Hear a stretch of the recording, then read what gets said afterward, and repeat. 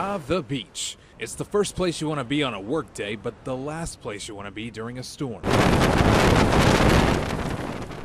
Hurricanes like Irene in 2011 and Isabel in 2003 remind us why flooding is the #1 disaster in the country. It was not pleasant, but we survived easy enough. What do you remember seeing?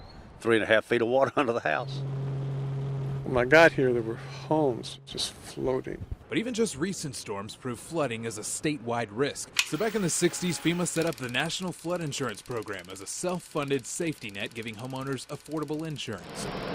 It had a good run until Hurricane Katrina, which washed out the Gulf Coast and FEMA's entire budget, with a tidal wave of claims plunging the program into now $24 billion in debt. There's a lot of issues with the program. North Carolina has paid $200 million more in premiums than we've actually gotten in losses back. The state creates maps for FEMA that determine how much homeowners pay for flood insurance. VE zones found along the coast are the highest risk, meaning your home would literally get hit by waves during a storm, and policies can run upwards of $30,000 each year. AE zones are found all over the state where homes are prone to major flooding, but premiums cost much less, the average policy running about $650 per year. It could be thousands of dollars of difference. Willow Kelly is the government affairs liaison for the Outer Banks Realtors Association. It's been brought up that Dare County has the highest number of losses because we have 12,000 more structures in a flood zone than any other county in North Carolina.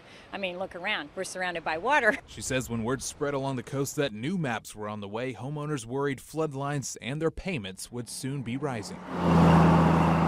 What we were hearing in other states, 2,000% increases in flood insurance, we were very concerned and very worried about what was going to happen. But instead, the new maps show just the opposite. We are seeing a significant number of properties moving out of the VE and the AE zone. John Dorman is the state's floodplain management director. He says while some homes will be added into flood zones, nearly 45,000 along the coast will now be removed, meaning they will not have to buy flood insurance. We're trying to be more accurate, whether a property needs to be shown in the flood zone or a property needs to be pulled out. It's millions of dollars that Dorman says could stop flowing into the NFIP. Good news if you pay for insurance, not so good for a program already flooded with debt. A debt that ultimately rests on your taxpayer dollars until it's paid off. How we're supposed to pay down debt and pay claims, I think is still going to be a challenge, regardless of how many structures are in the flood zone. That's a hard thing to do. FEMA refused to go on camera but said in a statement we could not speculate on the effect changes to the North Carolina maps will make to the NFIP.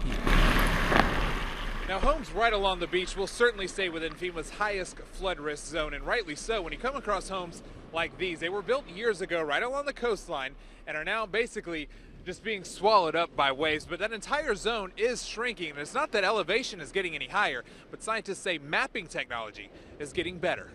Well, going from a 5 feet vertical error rate to only 20 centimeters. The new technology is giving the state the ability to predict flooding down to an individual home level. Fewer people in the program also means fewer payouts FEMA will have to make after a storm. But homeowners dropping coverage is something no organization involved wants to see happen. If you're near a stream or you're near a river or you're near the ocean, there is a hazard.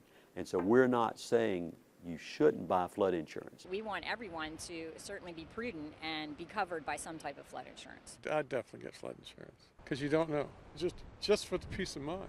Peace of mind from a program costing the country billions to stay afloat. And while it's hard to argue against better accuracy, future storms will show us if the disaster program will become a disaster of its own. Storms do come and go.